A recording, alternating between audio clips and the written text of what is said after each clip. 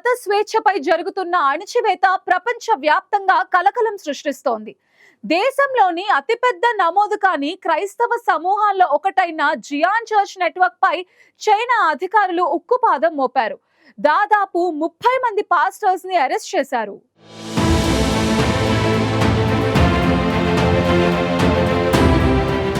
చైనాలో మత స్వేచ్ఛపై ప్రభుత్వం ఉక్కుపాదం మోపుతోంది. ముఖ్యంగా గవర్నమెంట్ ఆమోదం లేని భూగర్భ క్రైస్తవ చర్చిలపై చైనా అధికారులు తీవ్రంగా వ్యవహరిస్తున్నారు. తాజాగా జియాన్ చర్చి వ్యవస్థాపకుడు పాస్టర్ అయిన ఎజ్రా జిన్తో పాటు 30 మంది పైగా చర్చి సిబ్బందిని అరెస్ట్ చేయడం సంచలనం రేపింది. ఈ దాడి చైనా అంతటా భూగర్భ చర్చిలపై ఉన్న అణచివేతను మరోసారి స్పష్టం చేసింది. చైనాలోని గ్వాంగ్జీ ప్రాంతం బీహాయ్లో ఉన్న తన ఇంటిలో గత శుక్రవారం పాస్టర్ ఎజ్రా జిన్ అరెస్ట్ అయ్యారు. ఈ అరెస్టులకు ఒకరోజు ముందు గురువారం జియాన్ చర్చికి చెందిన 30 మందికి పైగా పాస్టర్లు, సిబ్బంది అరెస్ట్ అయ్యారు. వీరిలో కొందరిపై చట్టవిరుద్ధంగా ఆన్లైన్లో మత ప్రచారం చేస్తున్నారని కేసులు నమోదు చేశారు.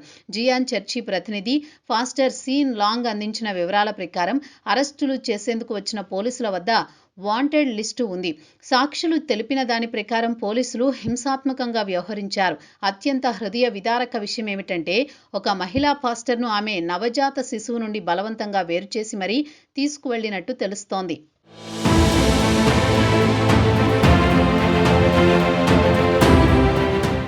అరెస్టైన పాస్టర్ ఎజ్రా జిన్ కేవలం ఒక మత నాయకుడే కాదు, ఆయన 1989 నాటి టియానన్మెన్ స్క్వేర్ నిరసనల సమయంలో పీకింగ్ యూనివర్సిటీ విద్యార్థి.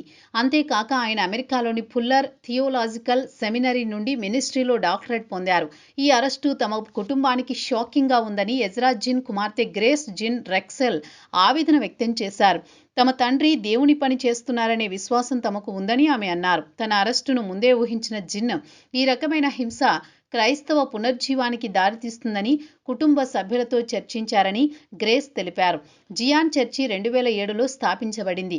ఇటీవల సంవత్సరాలలో వేగంగా వృద్ధి చెందింది. ఈ చర్చి సేవలకు ప్రతి వారం 5,000 నుండి 10,000 మంది హాజరవుతారు. చైనా ప్రభుత్వం ఈ చర్చిని నియంత్రణ లేని సంస్థగా పరిగణిస్తోంది. పౌరులపై పూర్తి నియంత్రణ కోరుకునే కమ్యూనిస్టు పార్టీకి ఇది బెదిరింపుగా భావించబడుతోంది.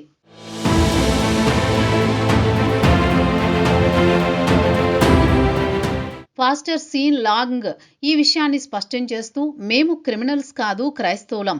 మేము చైనా కమ్యూనిస్టు పార్టీకి లేదా చైనాకు వ్యతిరేకం కాదు.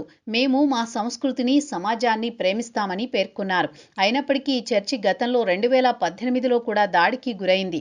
ఈ అరెస్టులపై అంతర్జాతీయ సమాజం స్పందించింది. అమెరికా రాష్ట్ర కార్యదర్శి మార్కో రూబియో ఈ అరెస్టులను ఖండిస్తూ చైనా ప్రభుత్వం ఈ పాస్టర్లను వెంటనే విడుదల చేయాలని డిమాండ్ చేశారు. చైనా కమ్యూనిస్టు పార్టీ క్రైస్తవులపై శత్రుత్వం చూపిస్తోందని ఆయన ఒక ప్రకటనలో తెలిపారు. చైనా ప్రభుత్వాన్ని బాధ్యత వహించాలని అంతర్జాతీయ క్రైస్తవ సమాజాన్ని సీన్ లాంగ్ కోరారు.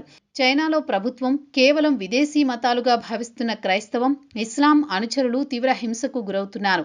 బయటి ప్రభావానికి లోబడి ఉంటాయనే అనుమానంతో లక్షలాది మంది చైనీయులు ప్రభుత్వంలో రిజిస్టర్ కాని భూగర్భ చర్చిలలో సేవలకు హాజరవుతున్నారు.